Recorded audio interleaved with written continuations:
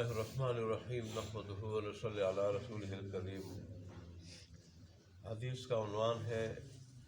حضرات صحابہ رضوان اللہ علیہم اجمعین کی برکت۔ حضرت ابو سعید خدری ان کی روایت ہے، کہتے ہیں کہ رسول اللہ صلی اللہ علیہ وسلم نے فرمایا کہ ایک وقت ایسا آئے گا، زمانہ ایسا آئے گا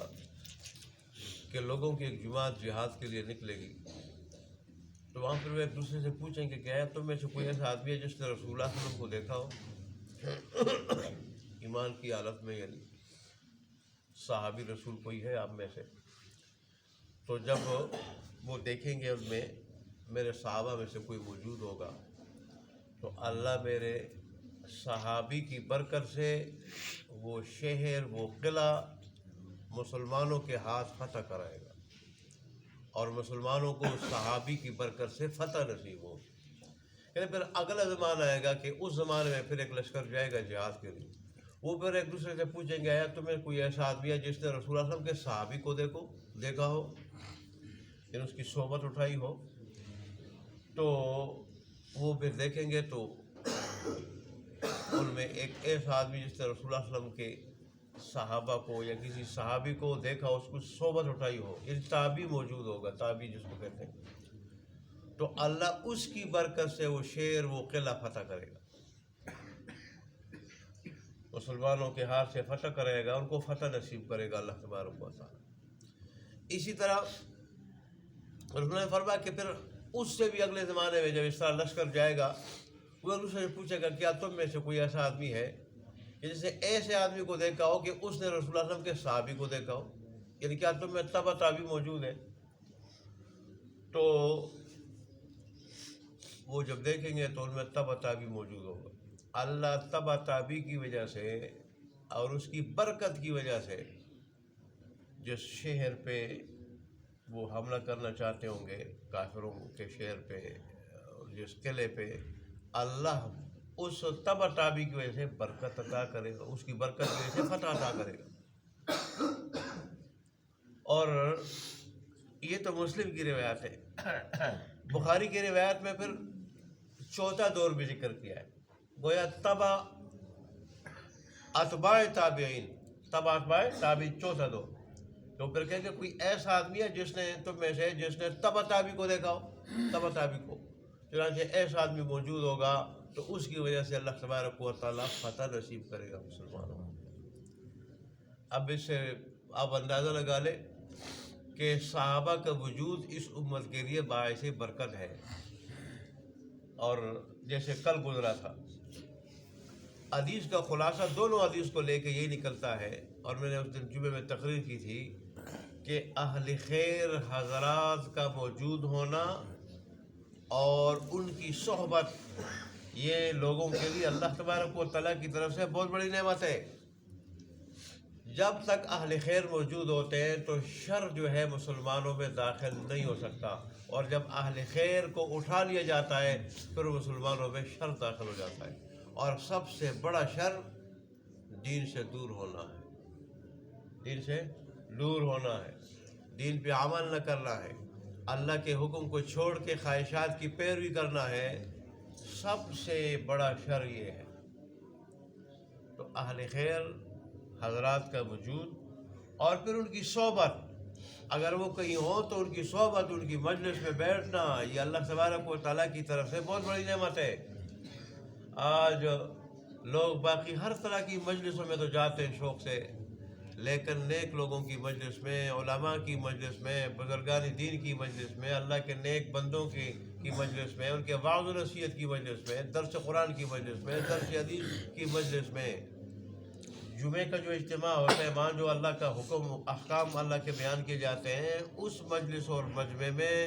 لوگ آتے نہیں، اگر آتے تو اس وقت جب خطبہ ہو رہا ہو، حالانکہ جہاں کہیں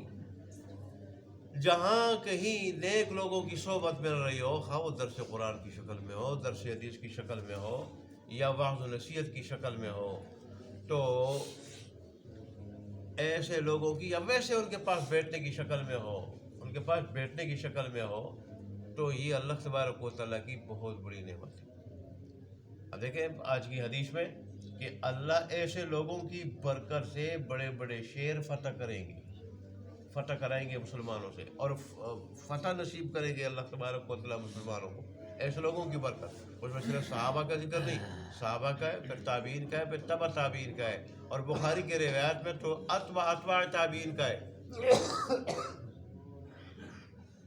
تو اب وجہ کیا؟ دو ہی وجہ ہے بھائی، ایک تو ایسے لوگوں کا وجود بھی باعث برکت ہوتا ہے۔ آج لوگ مصیبت یہ شاہ ولی اللہ محلِ دہلوی رحمۃ اللہ نے عجیب بات کہی ہے کہ جب تک اللہ کے نیک بندے زندہ ہوں، اللہ کے نیک بندے زندہ ہوں، اولیاء اللہ علماء زندہ ہوں، لوگ ان کی قدر نہیں کرتے، نہ ان کی بات سنتے، نہ ان کی بات سنتے ہیں، ان کے پاس بیٹھتے ہیں، نہ ان کے قریب آتے ہیں، نہ ان کی بات مانتے ہیں، اور جب دنیا سے چلے جائیں پھر ان کی قبر پہ بڑا مزار بنا لیتے ہیں، بڑا مزار بنا لیتے ہیں، اس کو سرکار بنا لیتے ہیں، اور پھر مرنے کے بعد بڑی عقیدت کا اظہار کرتے تھے کہ جب تک وہ زندہ ہوں تو اس وقت ان کی بات نہیں مانتے، نہ ان کی بات مانتے، نہ ان کی صحبت پہ بیٹھتے۔ حالانکہ ایسے لوگوں کا وجود بھی اللہ تبارک و تعالیٰ کی طرف سے کیا ہے؟ بہت بڑی نعمت ہے۔ جیسے رسول اللہ صلی اللہ علیہ وسلم نے فرمایا کہ میں ہوں تو میرے صحابہ جو ہے نا وہ امن و سلامتی میں رہیں گے، میرے صحابہ ہیں تو میرے صحابہ کی وجہ سے باقی لوگ امن و سلامتی میں رہیں گے۔ تو کیوں؟ رسول اللہ صلی اللہ علیہ وسلم سب سے زیادہ اللہ کے مقرب نیک بندے تھے، آپ کے بعد آپ کے صحابہ اللہ کے نیک بندے تھے سب سے بڑھ کر۔ لیکن اللہ تبارک اللہ ہمارے حال پہ رحم فرمائے، اللہ تبارک اللہ ہمیں دین کی قدر تو نصیب فرمائے۔ جیسے دنیا کی آج قدر ہے، دنیا کا وزن ہے، 2 ٹکے کہیں سے ملتے ہیں ہم دوڑ پڑتے ہیں، اور 2 ٹکے جو اس کے پاس ہوتے ہیں اس کی قدر ہوتی ہے، اس کی عزت ہوتی ہے۔ لوگ ایسے لوگوں کو شکایتیں لگا دیتے ہیں، لوگوں کی شکایتیں لگا دیتے ہیں کہ آپ کچھ نہیں کرتے نمبر بنانے کے لیے۔ 2 ٹکے کی قدر ہے آج، دینداری کی قدر نہیں ہے، دینداری کی۔ حالانکہ اصل چیز دینداری ہے، لیکن دینداری سب سے زیادہ وقت کے نبی میں ہوتی ہے، تو اللہ تبارک اللہ اس کی وجہ سے کیا کچھ نہیں عطا کرتا۔ اس کے بعد آپ کے براہ راست شاگردوں میں ہوتی ہے، اللہ ان کی وجہ سے دنیا کو، لوگوں کو کیا کچھ نہیں عطا کرتا، کہ اللہ ان کے وجود کو بھی باعث برکت بنا دیتا ہے، اور ان کے وجود کی وجہ سے لوگ مختلف قسم کی رب کی طرف سے سزاؤں سے، مختلف فتنوں سے آفات سے بچتے ہیں، اور ان کی برکت سے جو ہے نا اللہ کی رحمتیں اور انوارات اترتے ہیں، ان کی دعائیں قبول ہوتی ہے، اللہ تبارک اللہ ان کی وجہ سے لوگوں کو روزی دیتا ہے، اللہ قرضالی سے بچاتا ہے،